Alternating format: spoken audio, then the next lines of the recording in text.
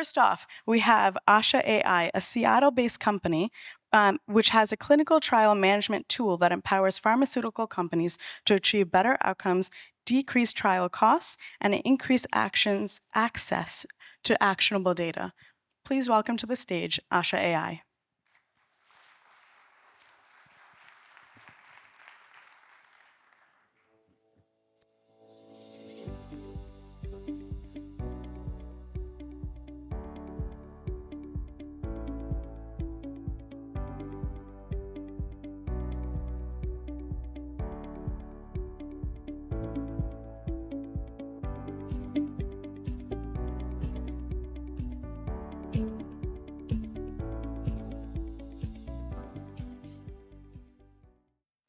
Good morning, Oregon. How are we doing?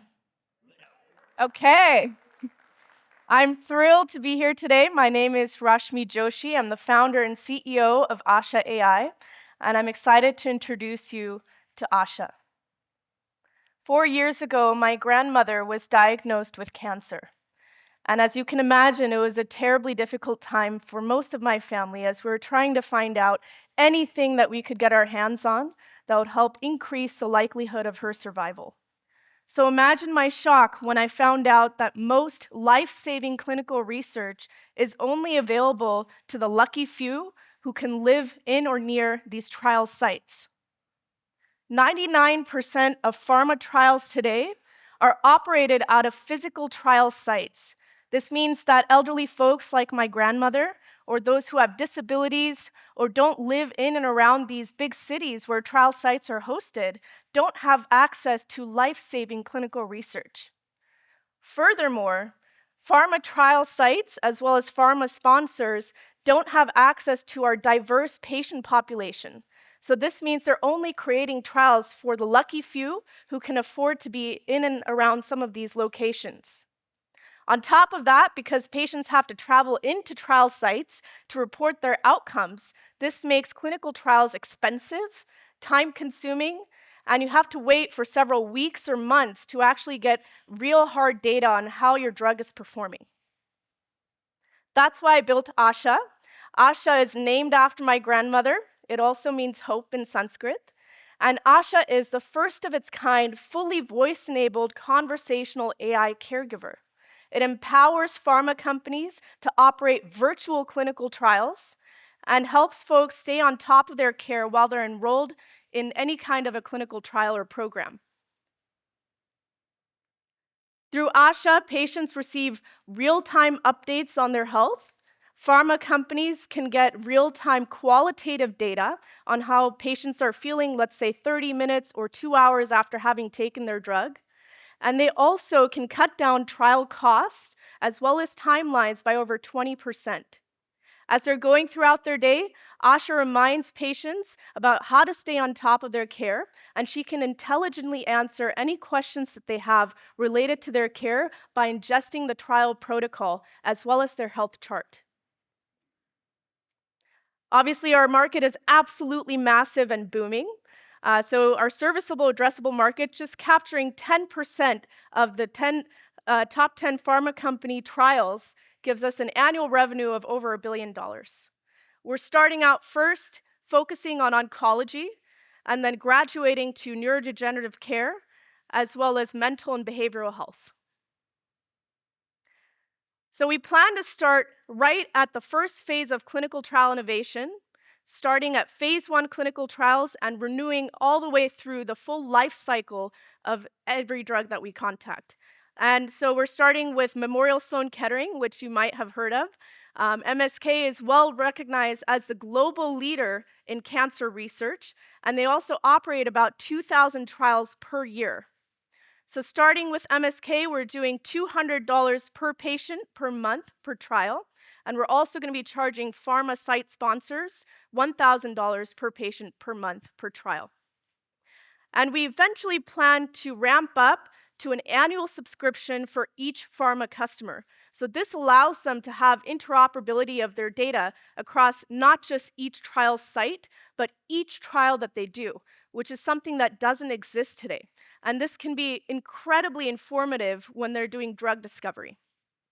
We're also in chats with AstraZeneca, Gilead, and Novartis, as well as Sanofi.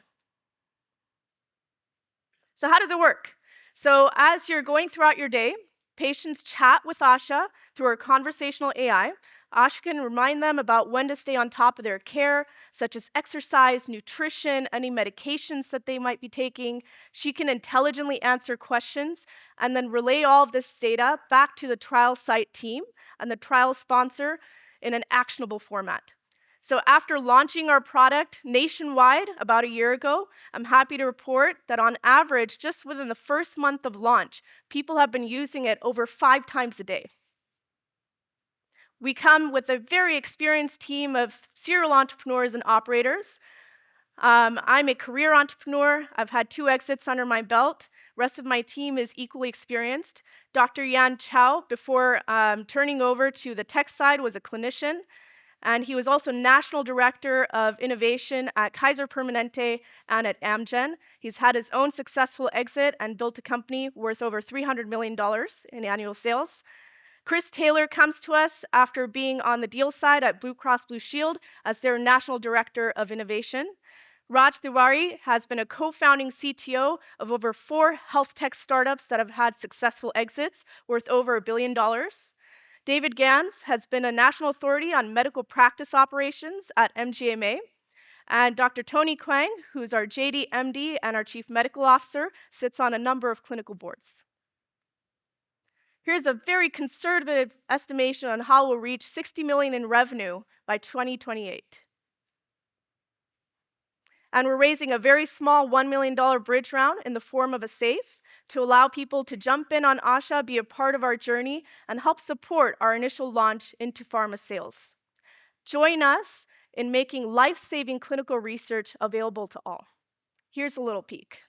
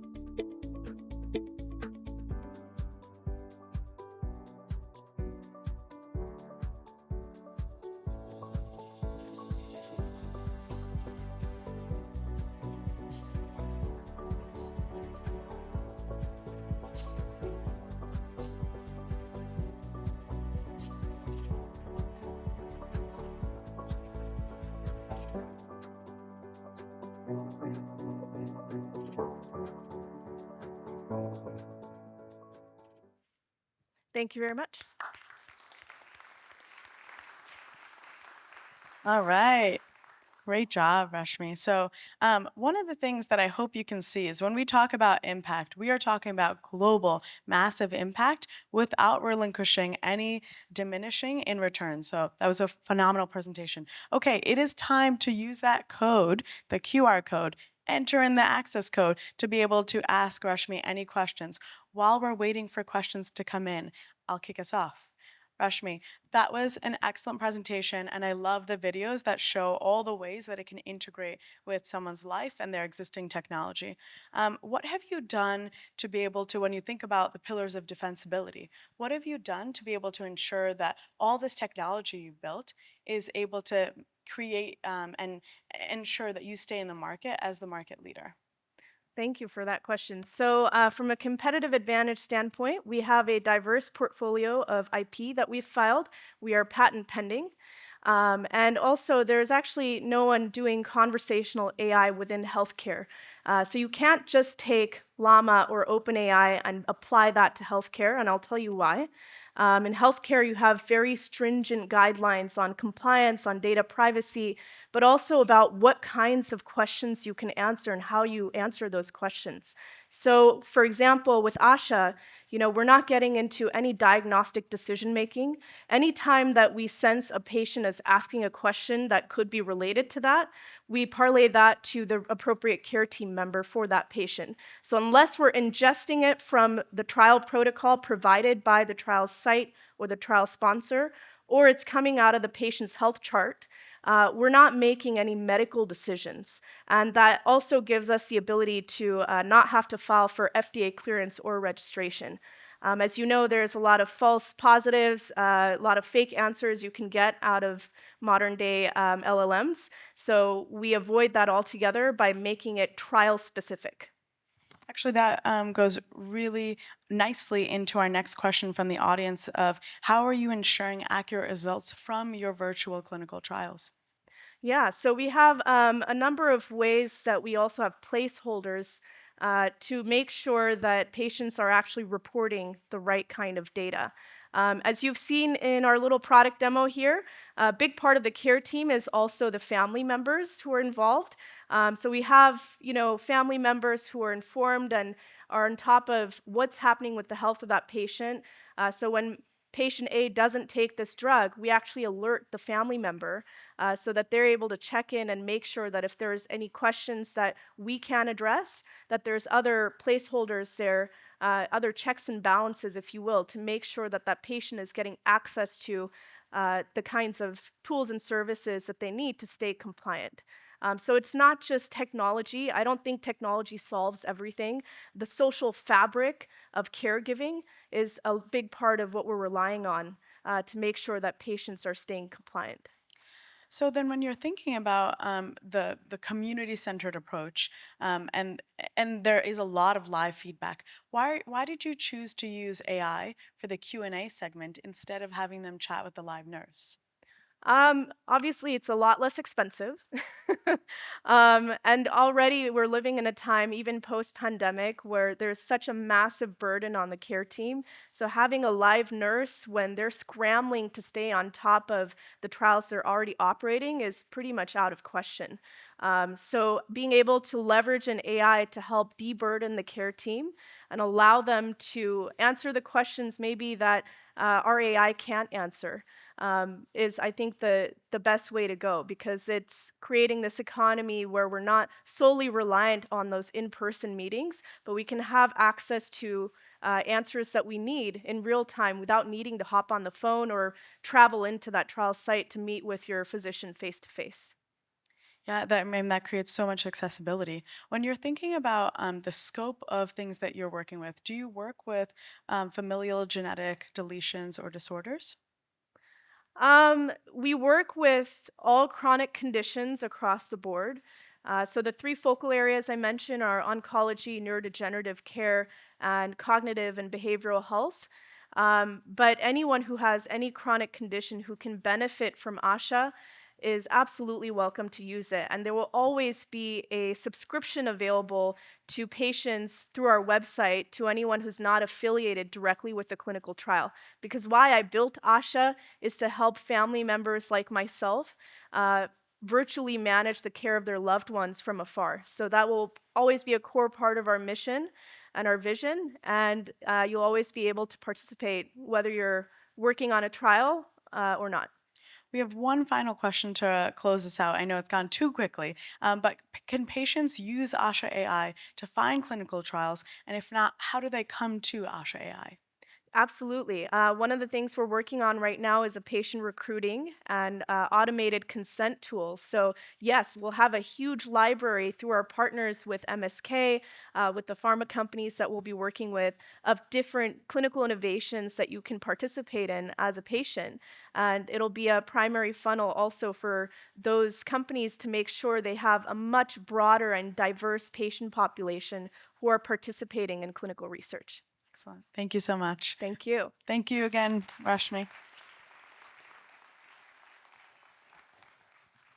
So, as Rashmi mentioned, many and all of these founders who are coming up on stage do have an existing note open. They are looking for funding. One of the ways in which we support them is by creating an SPV vehicle. I wanted to give a shout out to Business Oregon, who's already come into that SPV vehicle. If you're interested in learning more for any of these companies, please find one of us.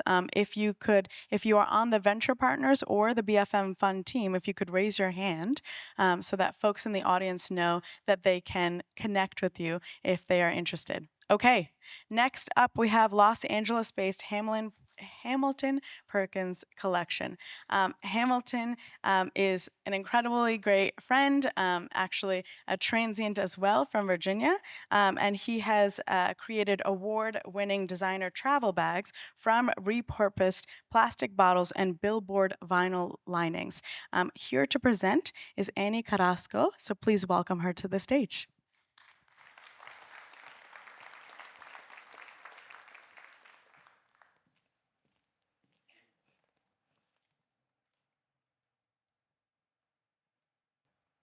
As a first-generation Mexican-American woman, it is truly an honor to stand before you today.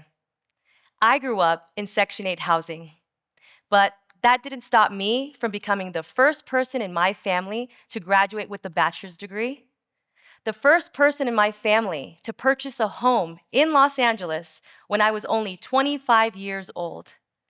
And I was recognized as the #1 retail store manager for AT&T nationwide.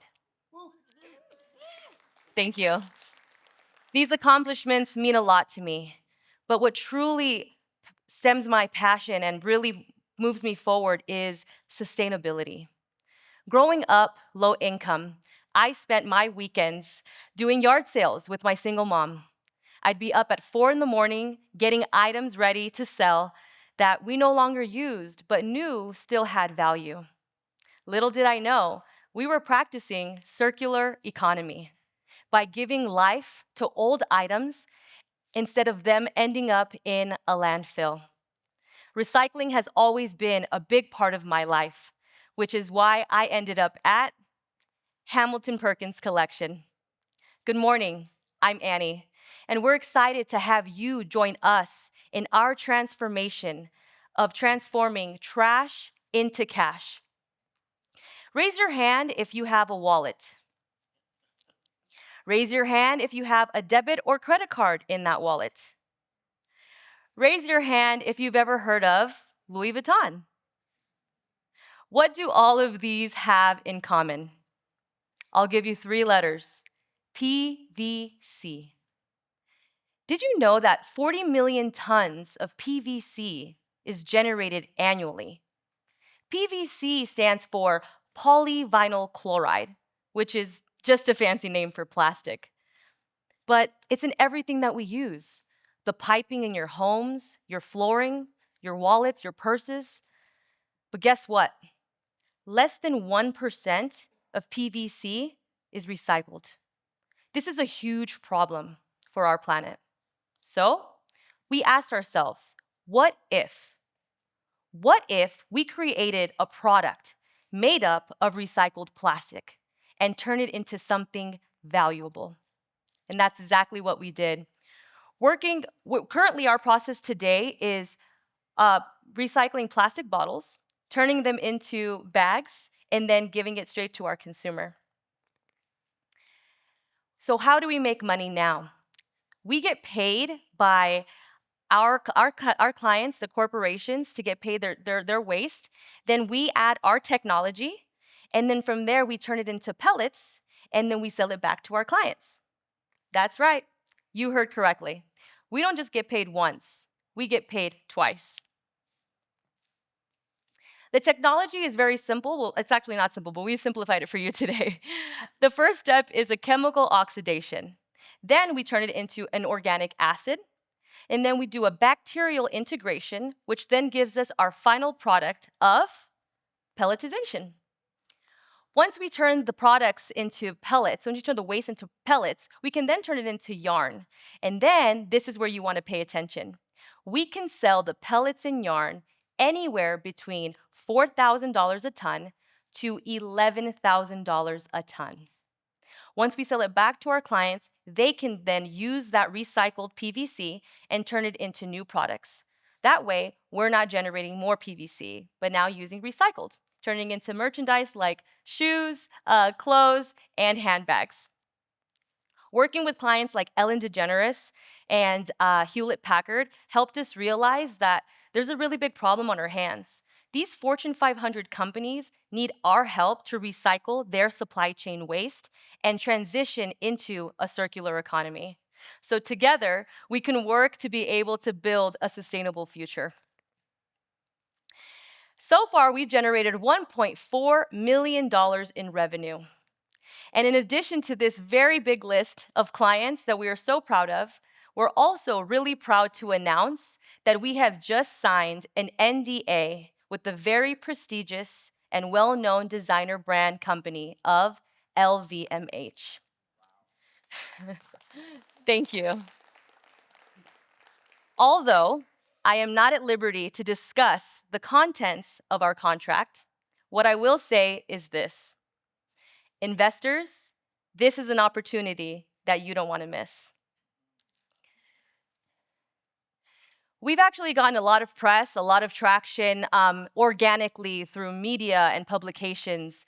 And we've gotten so much noise that one of our investors is actually a well-known celebrity and fashion icon. You may know him as Pharrell Williams. We've generated over $750,000 to date, thanks to these companies like Lacey, Techstars, NSF, LabStart HP, and Better Ventures. They believe in our mission, and we're hoping that you will too. And we'll be able to add Ben Ventures to our slide. We have over 75 years worth of experience in product, chemistry, and biology. We know what we're doing. The possibilities are endless. There's a $750 billion market for textiles, $40 billion in recycled plastic, and $4 billion in recycled polymer. With these kind of numbers, we anticipate to hit $100 million in partnership revenue by 2029, $500 million in white label revenue by 2031, and $1.5 billion in consumer revenue by 2039. We're only asking for $1 million, so that will support us in getting us to our next step so that we can launch our pilot with LVMH. We know that we anticipate a lot of help, so we know that with 1 million, we'll be able to get us to that next step. And we're actually in talks with 3 new future partners, so with your help, we'll be able to make that a reality. And we hope, this is actually my founder, Hamilton, after a meeting with Louis Vuitton. And we're hoping that with your help, we'll be able to transform the world into a circular economy and transform trash. Oh, actually, excuse me. More exciting news. We're going to be meeting with Nike next week. So that's going to be another potential partner. So we're just full of exciting news today, and we know that you want to be a part of our team, and we would love to have you. And we're hoping that you will support us in transforming trash into cash. Thank you.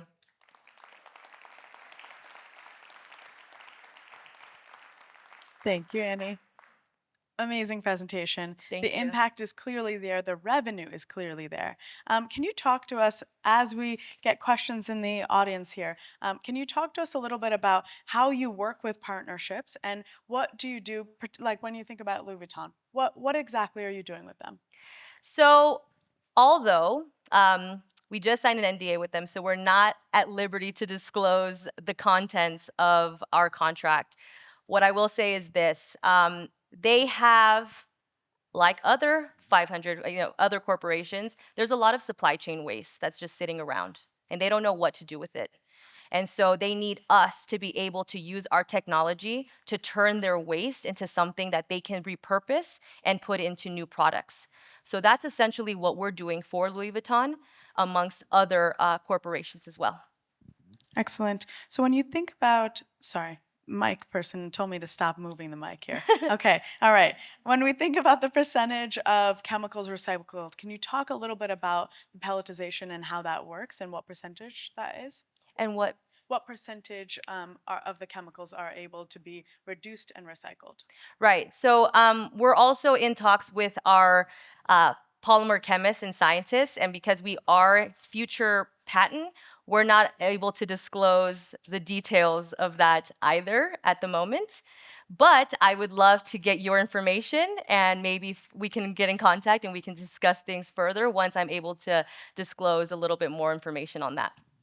Can you talk a little bit about how you deal with the organic waste that's often found on plastics that makes it so difficult for the recycling process to happen? Yes, so as you guys know, PVC stands for polyvinyl chloride. Chloride is awful to deal with. And that's why our team has been dedicated to specifically targeting that market specifically of the chloride. It's been a hassle. And although I am not myself a polymer chemist, my chemists have told me that it's been very difficult to be able to do it. But thankfully, with the right brains that we have in our team, we're moving in the right direction. Perfect. And then can you talk on that note about how defensible your recycling process is? What's to prevent others from, replicating that process? Right. So right now, actually, there are a lot of people that are in the business of recycling plastic because it's such a big market. But because PVC is so difficult, there aren't anybody else that's willing to replicate our process at this moment. So we know that we have the best technology, and it's going to be extremely difficult for them to replicate it unless they're on our team. Amazing. So when you think about the end of life for the products that you make, what does that look like? Yeah, that's a really great question. It's difficult to say. Difficult to say. We're hoping that we're going to be able to implement some partnerships with our corporations so that we can make sure that these items do not end up in a landfill. Maybe approximately with like a barcode or some kind of recycling process, because the whole purpose of our business is to make sure that we get rid of plastic, right, and not carbonize our planet more. So we're in talks of that, and hopefully we'll be able to come up with a really good solution. Do you think that there's possibilities to be able to use this technology for healthcare or medicine for equipment? Oh, yes, definitely. As I mentioned, there's a $750 billion market, so the possibilities are endless. This is just the beginning. We're targeting like the fashion industry markets because they contribute a lot to this problem. And so once we get this, down pat, we'll be able to then explore and go into the medical and different types of industries because, as I mentioned before, PVC is literally in everything.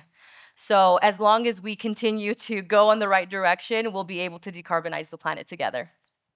So, currently in the market, there are recycled handbags and other luxury items that are using recycled materials. What specifically sets you apart? Is it PVC? Yes. So other people are using recycled polyester or PET. We are specifically for PVC. And as I mentioned before, 40 million tons of PVC is generated annually, and less than 1% is being recycled. So that's why we are focusing specifically on PVC, and that's what makes us different. Excellent. Thank you so much, Annie. Thank you. I appreciate it. So this next company is based out of Minnesota. And actually, there's so many transplants here from Minnesota. And so hopefully you all will enjoy this presentation. So Bryant Williams is the founder of Hardcore Peanut Butter. And it's a food brand that uses superfood ingredients mixed into allergen-free peanut butter to give all consumers a better-for-you safe product. Now, if you're like, wait, roll that back. What the fork did Himalaya just say? Did she just say allergen-free peanut butter? I did. And if your next question is, how? Let's bring up Bryant Williams to answer that question.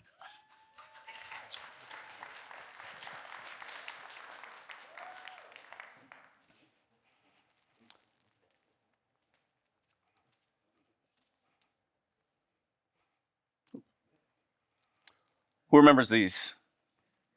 What happened? In 2011, airlines, businesses, schools were doing everything they could to remove peanuts from shelves, cabinets, kitchens. Peanut allergens are a serious threat. There's over 6 million Americans that suffer from peanut allergies. And what's really impactful is that it's not just the people. These are people that we care about.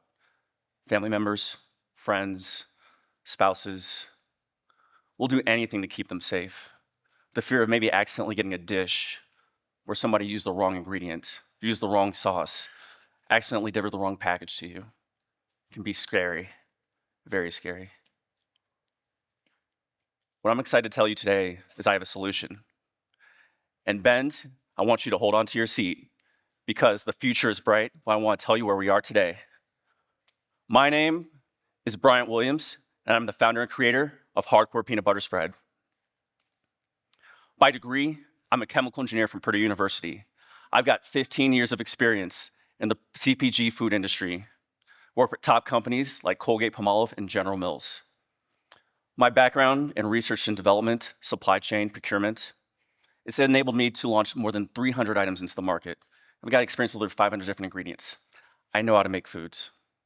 And my passion for health and wellness started early as I was a retired powerlifter now, but back when I was in my prime, I was trying to get the biggest bench press, the biggest deadlift, the biggest back squat. To reach my peak performance, I needed to have the best nutrition. And I started realizing people were putting things in foods like diglycerides, different types of sulfates, palm oils. Things are just horrible for your body. Instead of making you stronger, making the best version of what you are, they make you weaker. So it started with this, a challenge that I created to myself. Let's make a food that's healthier and better. We added blueberries, which are a great source of antioxidants, the coconut oil, which supports cognitive health, and agave is a natural plant-based sweetener, much better than refined sugar or high fructose corn syrup. And everything we did was on trend with what consumers were looking for. We were paleo, we were keto, we were vegan, we were on track with everything was looking for. And important to call out too, we're based in Minnesota, which is the CPG capital of the United States. Top companies like General Mills, Cargill, Atlanta Lakes, Post are all headquartered there, right in our backyard. Fun fact, Minnesota has more food scientists than anywhere else in the nation. I happen to be one of them. Peanut butter is a first food. Some of you might have eaten it this morning for breakfast. Did you put it on your pancakes? Maybe you have a peanut butter and jelly sandwich in your bag. Or if you need a quick snack, dip your favorite crackers, your favorite fruits, your veggies in there. I get super excited as a product developer because there's so many different ways you can use it. You can come with possible ideas like a pumpkin spice latte peanut butter for the fall season, peppermint mocha for the holiday season, or even a smoky peanut butter. So with the base product, with just the blueberries, coconut oil, and agave, we did a few more versions. The first one we decided to do was we wanted to do a coffee-flavored peanut butter, which is using specific coffee beans sourced from Colombia. And then we did a barrel-aged, kind of like bourbon-inspired peanut butter with hints of vanilla and cinnamon in there. Absolutely delicious. You can see our competition. There's some people who just treat peanut butter as a commodity. There's others that they want to go the natural route. And some others, they treat it kind of like a sweet dessert or candy. But really where we stood out is we identified those health benefits that we wanted. And while it's healthy, in the process of doing that, I accidentally created the best tasting peanut butter on the planet. The category is huge, over 182 billion in the superfood industry. And then in the peanut butter space, a $6 billion market. And just in the United States, focusing on that, if we're just able to capture 1%, that's just under $800 million. And I know some of you out there are like, wow, Bryant, that's pretty big, but retail's a challenging space. But what if I told you that's not our main source of revenue? We're planning with the United States government. The Department of Agriculture spends over $1.5 billion in peanut butter grants. The Department of Defense, just over $400 million. I get hyped, I get jazzed up by the idea of thinking of hardcore soldiers. If you want peak performance, you gotta have the best nutrition, same way I need as a powerlifting athlete, that's what our soldiers need out on the battlefield. Don't miss it either. NASA buys peanut butter too. Hardcore peanut butter in space. Great advertising. We launched our MVP in 2023. We've had some great traction. So we're already selling in fresh time. We just did our first pitch to Target this past Friday, and we're continuing to grow with other distributors and partners in the retail space. Now remember, we started off talking about allergen-free peanut butter, and how we do that is we are using CRISPR technology. For those of you who don't know, CRISPR technology won a Nobel Peace Prize in 2020. In particular, we've identified 4 specific proteins in the peanut that cause peanut allergy. With the CRISPR technology, we are going to deactivate those 4 proteins, partner with Max Gene Lab. We're going to use that peanut and place it into our peanut butter product. And then we've also partnered with Brand Vault 360, which has experience in the confectionery and bar space to take it nationwide. And keep that in mind too. It's not just peanut butter. Imagine that peanut butter going into candy. Imagine that peanut butter going to protein bars. And with that CRISPR technology, it's even bigger. In the next 5 to 10 years, we will have created an allergen solution for every single food allergy on the market. It's simple what we need. Not much. This is $1 million. This will allow us to fulfill existing production orders, to continue our distribution, to promote marketing and other activities, to continue to grow the brand, to just let people know who we are, and also continue to build a world-class team. Now, I will say this, marketing can be tough, but we've got a plan. And what's even more exciting, and I can't say who, but we do have connections with a top-tier megastar athlete in the sports industry. Quite literally, if we're able to get them on board, there is no competition. They are the top of their sport. We're looking for partners today.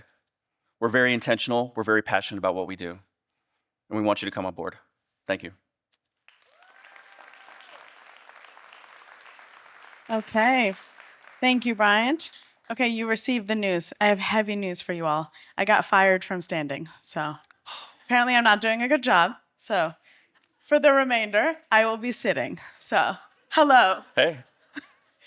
Hopefully I don't get fired from the moderation. We're like 3/4 of the way in here, so. Okay. I'm doing an amazing job here. You're fine. Now that I've been demoted to sitting, Yeah. just wanted to say, great presentation. Thank you. When I first heard about your company, I was like, how is that even possible? We've dealt with peanut butter allergies for so long. Yeah. It's just so widespread. And so the impact here is so great. Can you talk to us about what the process for implementation might look like and what that trajectory might look like to utilize CRISPR technology? Yeah, so I've got 15 years of experience with supply chain food industries. And in particular, there's some work that the lab needs to finish. They're going to continue to gain funding and continue to take the next step. So once that gets finished, their prototypes, we're going to take those plants. We're going to do some growing, some test phases. It'll be with agricultural partners. And what's interesting and challenging too is that the specific peanut industry that is set up today, there's a high risk for cross-contamination. So we're going to be setting up a green field where we're going to set up the new agricultural system, and we're going to have our own unique manufacturing facility where we can ensure that there's no cross-contamination with the peanut. Once that happens, we can get into our product and make sure that it's safe. There's some work that needs to be done on the FDA side for clinical testing, but we can work through that process, get it across, and make it safe for everyone. Excellent. And I want to encourage you all, since I'm fighting for my life and job here, to post some questions so that I don't also have to come up with all the questions. However, let's pick one from the audience here. How do you ensure that your product doesn't contribute to the rising rates of peanut allergies when consumers aren't given the chance to build immunity to the proteins? Yeah, I think that's an excellent question. And I think what we're going to discover, because currently what we're doing is not working. We're trying to remove that from people's systems, people's diets, or even maybe trying to intentionally introduce it. And we're seeing that that's not working. So I think we're going to do some serious studies with our lab partner. So we're going to make sure that we kind of get the right candidates. And, we'll do children, we'll do adults, and just continue to monitor and make sure that their immune system isn't being compromised. And, there's been some negativity around gene editing. How does your technology, either address that, or how have you been handling that? Yeah, I've had a lot of this conversation with people out in the audience today, and I think it's very exciting. And I've said this before, I will continue to say this. Once technology exists, you have to embrace it, no matter what. You got to find maybe the right guardrails or rules, but the thing is that if you do not embrace it, you'll fall behind. And I think what's important with gene editing is that realizing that what's the opportunity? it's a potential to save lives. It's a potential to no longer have people going to the hospitals. And it's not even just CRISPR with our food, thinking about different ways that we can use it with our body, whether it's organ transplants or with maybe blood transfusion. There's just so many different ways that we can save lives and we can help people.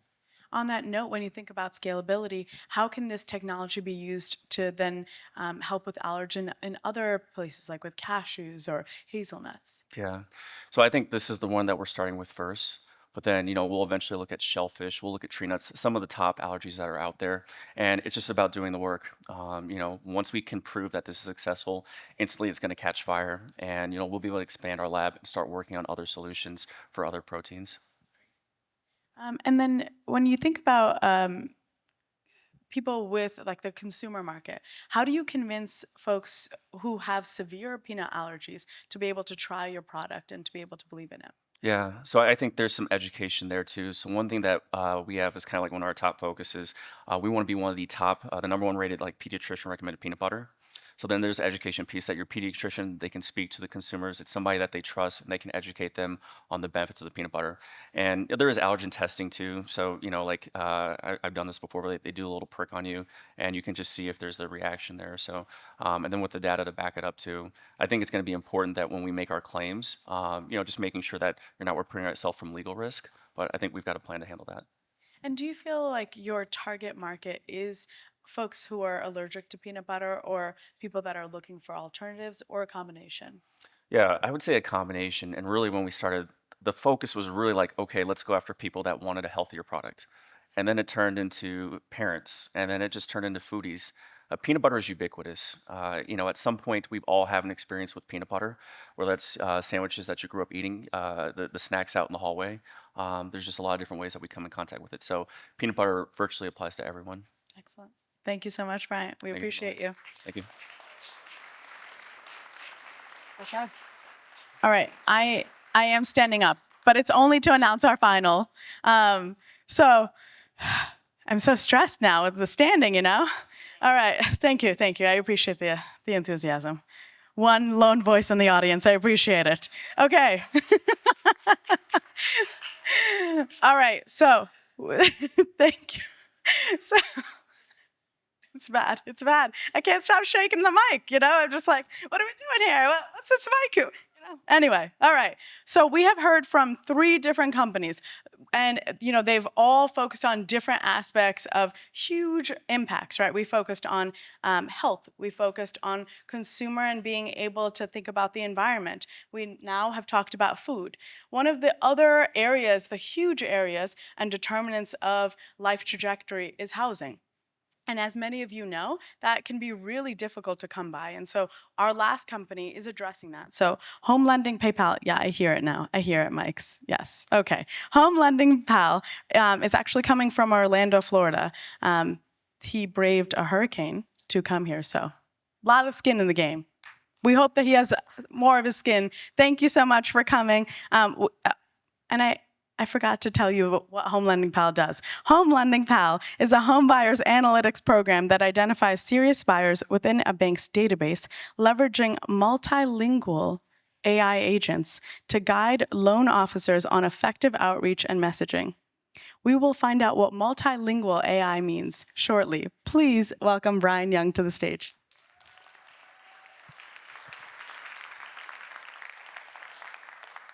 Thank you. Thank you. You all look so beautiful today. As she mentioned, I'm Bryan Young. I am extremely passionate about home ownership, which is why I built Home Lending Pal. We are currently the most innovative SaaS product in Florida, and we've been listed by Ivory Innovations as one of the top 10 housing solutions in the country for this year. So a lot of people keep asking me, like, why am I here? Ivy Innovations told me about it. So what are we doing? Why are we here? In 2022, during the time of extreme low interest rates, banks spent more than $24.5 billion to try to help underserved communities understand how to become homeowners. Things like down payment assistance programs, special purpose credit programs, and closing cost grants. You might think that, oh, that's great, but there's a dark side to that as well. That same year, as we look at 2022, our current homeownership gap is actually wider now than it was when segregation was legal, unfortunately. And why is that? Well, oftentimes we find that there's inefficient processes when it comes to actually originating these loans, the manual steps to actually check eligibility. There's issues with the loan officers in terms of being misincentivized and misaligned with their commission structure and payment. And then there's also the big thing, they're utilizing outdated marketing approaches. Many times banks are actually sending out direct mailers and print mail to these individuals, which isn't actually how consumers consume information now. So you have a consumer that wants to buy, but no one actually that wants to talk to them. Oftentimes, when they enter into the funnel, they're looking to kick the tire to better understand how to actually utilize down payment assistance programs to become a homeowner. However, the loan officer is actually incentivized to try to sell and get them to close today to actually meet their guidelines. Maybe that's because less than 3% of the industry is actually represented by these underserved communities. So as mentioned, my name is Brian Young. I was known for doing the digital strategy for Renee Elmers that put her into Congress back in 2008. And then I ran the strategy for a small guy named Barack Obama in 2012 that put him into Congress. So the government came to me and asked me, hey, would you try this again? And I said, sure. So what did I do? Well, like it or not, I sold all my Miami high-rise condo and all my exotic cars, and I decided to put myself back in the struggle. I had to feel struggling entrepreneur goes far. I actually lived on my mom's couch, and I still live with my mom. uh, but the struggle went far. I had to understand what they were going through. You see, with the underserved community, there are really three gaps that they struggle with: credit, down payment, and affordability. So we had to build artificial intelligence to be able to address those concerns and those needs for that community. So working with Credit.org and MasterCard, which is one of the biggest HUD-approved housing counselors in the country, we ended up building Pathfinder. Pathfinder, think of it as like Netflix. It's able to scan the system for the lender to identify different areas or data points that are preventing the borrower from becoming a home buyer. We're then able to create hyper-personalized and hyper-localized experiences for these consumers. We have had over 200,000 individuals that have registered for our system with an over 78% active user base. That means that our users are coming to our systems more than 3 to 4 times per month to check to see how they're qualified for the programs. More importantly, we're able to take these information or this data and then create extreme personalized marketing efforts for them. Things like push notifications, emails, and even videos that are custom tailored to the consumer to help them better understand what their objectives are in terms of becoming a homeowner. But even going beyond that, we've also been able to reduce the number of declinations by 30%. That's right, 30%. And if you're wondering how many home buyers we've made in the last 3 years, try 31,000. 31,000. Our closest competitor has raised more than $40 million, and they only have 40,000 users total. So that says that we're doing something right, isn't it? We've also been able to translate this system into more than 29 different languages, making it easier for consumers to understand how they fit within this process. With the heavy government support and utilizing things like Consumer Financial Protection Bureau, we also had to prove that our system was actually not redlining or even reverse redlining.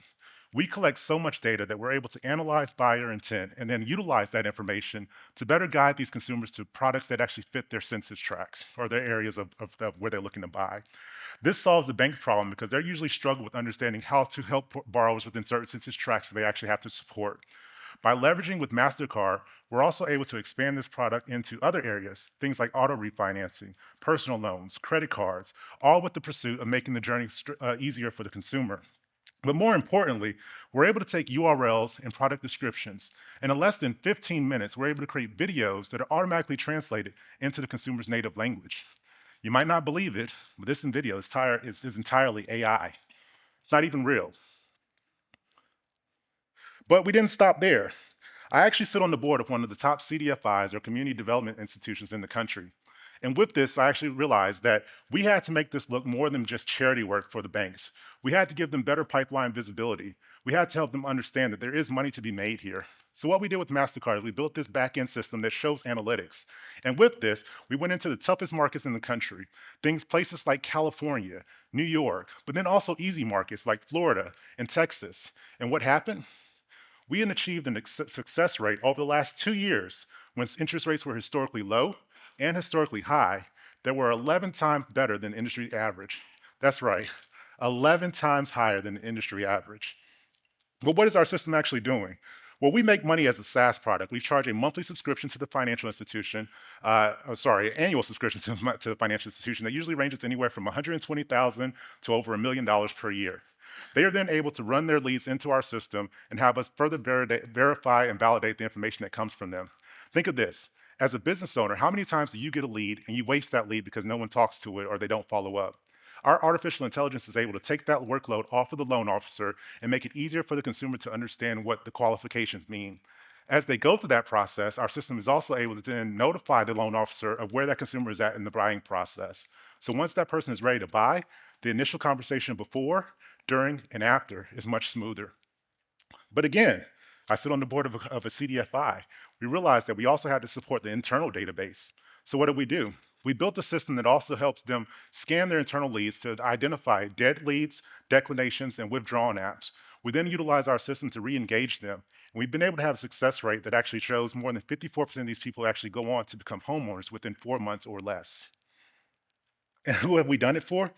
Try Rocket Mortgage, try Wells Fargo, try Orange County's credit union. The opportunities are endless. You know, we have 176 lenders that have been fined. And the big thing here is that there has been no increase in actually the default rates for these consumers. Again, these are not subprime borrowers. These are individuals that are highly qualified and ready to buy that just want an opportunity. Our advisory board is consistent of many individuals from Wells Fargo to US Bank and even the mayor of Raleigh that are helping us grow and scale this initiative. But more importantly, you might be asking, well, Bryan, why you? Well, as I mentioned, I'm a 5-time founder with 4 exits. I have built this company from the hardest times in terms of the market penetration to help continue to grow and scale us. And again, my team is actually, we've been working together for more than 15 years to build this type of technology. So we feel really confident that we're able to solve this problem and continue to grow and scale this business, both for homeowners and banks alike. Thank you. All right, Bryan. Join me here on this couch. All right. Phenomenal presentation. Thank you. Okay. As we talked about before, please help me out here. Scan the code and ask your questions while questions are coming in. This is a phenomenal presentation, and it works. First of all, hold on. Let me just back up. Did he just name drop Obama? Just like real quick, I was in the back like, Obama? Is he talking about the Obama? You were indeed. Yes. Okay. So moving on from that, can you talk to us about when you thought about the development of your technology, and especially as you talk about like wanting to ensure that you do like anti-redlining? Can you talk to us about what you're doing to ensure that there is equity in the representation of the loans that you're helping to produce? Yeah, so just to be clear, our database is about 67% minorities, and the other 34% is actually others or majorities and individuals. And so our system is not just geared towards one person, and then to also ensure that you're not redlining, you have to ensure that you're reaching out to multiple demographics. We let everybody in the platform, so we're not like saying that, oh, you have to be a minority to get here. But what we're doing is that as we find platforms or as we find products that you're qualified for, we make you more aware of it. And I think a lot of people think that these programs are only intended for minorities, but really it's for everyone in this crowd, honestly. As long as you're a low to moderate income individual, you are qualified for these programs. Excellent. And when you think about consumers onboarding on the platform, do they have to pay to use the service? There's no payment for the consumer. All of our money comes from the banks and financial institutions. We're actually fortunate that a lot of our actual moat is from the government itself. Again, we had to spend 3 years showing that we were not redlining and not preventing individuals from coming into the system. That's excellent. And when you think about the traction to date, what's been your profit and revenue? Yeah, so we are a RegTech SaaS. So we actually grew 1,900% year-over-year revenue last year, which was one of the toughest years ever in terms of mortgages. Right now, we're already at 500,000 annual recurring revenue. We will jump to about 2.6 by mid-January, early February. And then we're going, as I mentioned, we're doing a pilot with Freddie Mac and the government, which will give us exclusive access to what's known as DPA1. And with that, we will be able to scale. I mentioned the 176 lenders that have already been fined. They are all on our wait list waiting to get in. We are currently raising a $500,000 seed note or senior convertible note, which we will use to collect about 10% of that to get us to about 5 million ARR. And then we'll go out for our Series A to address the rest of that 176 that have been fined already. During your presentation, you mentioned that default rates have not increased. So is your technology, is your product able to decrease that? Is it actually safer than the average market loan? Absolutely. So what we're actually finding is, one, the data that we're getting from MasterCard is actually much more in depth. So you're able to see a much better picture of where that person is at in the process. also the individuals that actually get these DPA loans, they don't typically refinance these loans. So these loans are actually more profitable over the long-term value of that loan for the financial institution. With the Freddie Mac stepping in, it gives the financial institution a place to actually sell these loans if they choose to. And we've also found that by integrating artificial intelligence, we've been able to decrease the cost per loan by about $2,700 per loan. So there's savings as well as monetization that's being made there. Okay. Someone in the audience was very excited about your AI-generated ad. Can you tell us more about that and how effective that is? Yeah, so I kind of breezed through it, but the AI ads are actually very effective. I showed the front end. The industry average for conversion in terms of outreach or ads is only about 2%. We're doing it at 38%.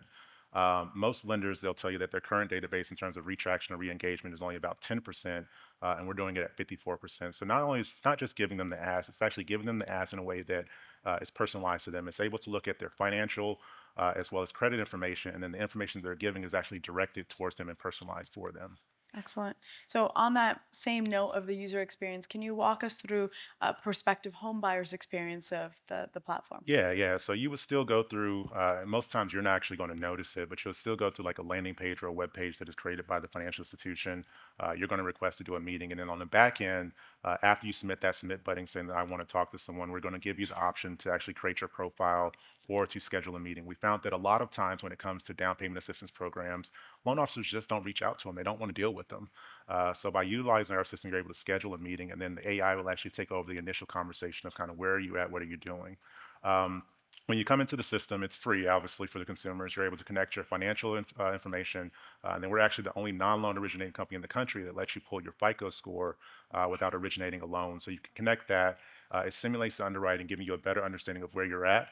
And then when the loan officer comes in, they have a much better and much clearer understanding of where you're at within that process, so that it's a much better and easier conversation.